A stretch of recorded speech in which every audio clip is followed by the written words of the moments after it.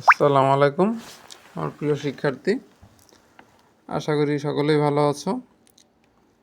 এই কদিন আগে আমার সেভেনের স্টুডেন্টরা বলতেছিল যে স্যার, থানাগাছ আন্দোলন করে আপনি যদি বইয়ের ভিতর থেকে অঙ্ক দেন আমরা তাহলে পরীক্ষা বয়কট করব।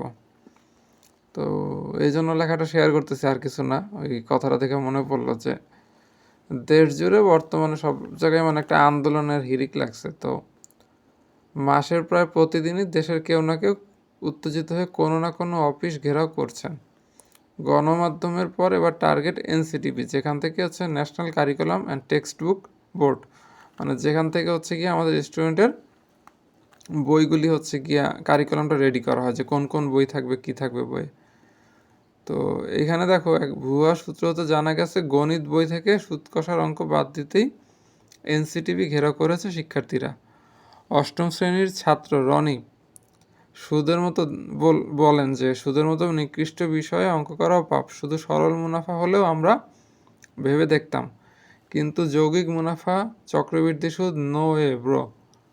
জীবনের শুরুতেই এইসব অনাচার সাথে নিজেদের লেলিয়ে দিতে চাই না। তারপরে আরেক ছাত্রনেতা দশম শ্রেণীর ছাত্র জুয়েল উদ্দিন দাস বলেন, সামনে টেস্ট পরীক্ষা, আর পরীক্ষা যদি সুদ কষা চ্যাপ্টারের থেকে কোনো অঙ্ক থাকে তাহলে ইউসুফ সরকারকে চরম মূল্য দিতে হবে। এবারই শেষবারের মতো কঠিন হুঁশিয়ারি দিয়ে গেলাম, এরপরে আর মুখে কথা হবে না, হাতে কথা হবে। তার মানে ভাঙচুর হবে আর কি, এটা বোঝাচ্ছে। ধারণা করা হচ্ছে শুধু স্কুল কলেজের শিক্ষার্থীই নয়, এর পেছনে মদতদাতা হিসেবে আছেন সরকারি চাকরি ও বিসিএস পরীক্ষার্থীরাও। তারা মাঠে না থাকলেও ঘেরাও কর্মসূচির উপর ঠিকই চোখ রাখছেন। সামগ্রিক বিবেচনায় আমরা দেখতে পাইতেছি যে পরিবেশটা খুবই নাজুক।